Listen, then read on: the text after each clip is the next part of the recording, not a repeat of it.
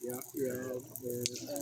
nad ütlevad, et see on nagu plusskonservektis, et pole, et keda leitab sellel hetkel olevat istumas. See on pääst. See on, okei. Ja nüüd palun kõik 8 loe. 2. Paariks loe. Ma ei saa ju teha, vastu läheb jooma kuskile, ei tea ööd ega mütsi sellest kõlab. Ikkagi lähen kaevasse ja ütlen halleluuja. See on see vale lootus. 7. 2. Ma arvan küll, sellist Lääne-Euroopa seesamune. Ma ükskõik ma ei tea, keda. Ei, ma saan aru, mis sa mõtled. Selle asja mõte ongi see, et noh. Ja nüüd on 2 tiimi, number 1 ja number 2. Ma loodan, et teil kõigile jäi oma number meelde. Mis me teeme? Vaadake näoga siis siiapoole ja moodustage siuke sallivus on tuttavalt suurem kui minu. Sa oled ikkagi oma mäng on siis selline. arvamus või oma sallivus. Ma küsin ühe küsimuse piibli tegelase kohta ja te peate vastama.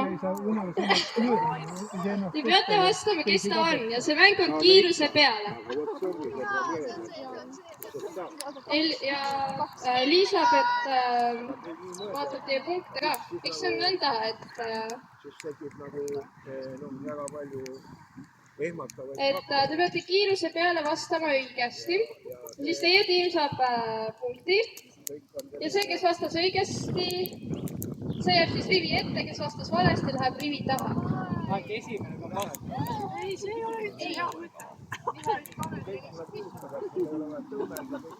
Enne mitte midagi ei ütle. Ja kui mul küsimus ära küsitud, siis vasta nii kiiresti, kui sa saad ja kui sa oskad, kui sa tead.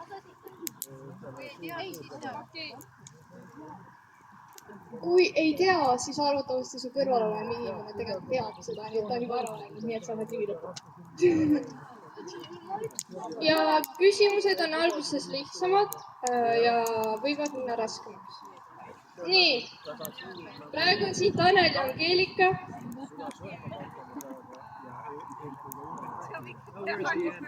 Nii, ma küsin ühe küsimuse ühe piibeltegelase kohta, siis peate oma nime ütlema. Nii, väga lihtne küsimus. Kes võitis lingi ja kiviga hiiglase nimega Goljat? Sa pidid ootama ära, kuni küsimus on koht. Okei, mis me teeme siis?